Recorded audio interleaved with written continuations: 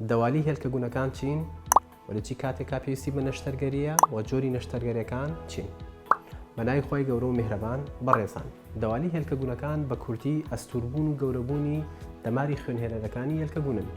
لە چەند حاڵەتێکا پێویستی بە نەشتەرگەریە ئەگەر هاتوو ئەو دەوالیە بووە هۆی بچووبوونەوەی قەباری هێلکەبوونەکان، یاخود بووە هۆی دروستبوونی ئازارێکی زۆری هێلکەبوونەکان، یاخود بووە هۆی نەزۆکی. لەم سێ حاڵەتەیە پێویستی بە نەشتەرگەریە. تەوان جۆری نەشتەرگەریەکان زۆرن، ئەوەی زۆر باوە سێ شێوازە. یەکەمیان هەڵدڕینی ئەتیادی کە تەقلیدیە و زۆربەی کات ئێستش بەکاردێت.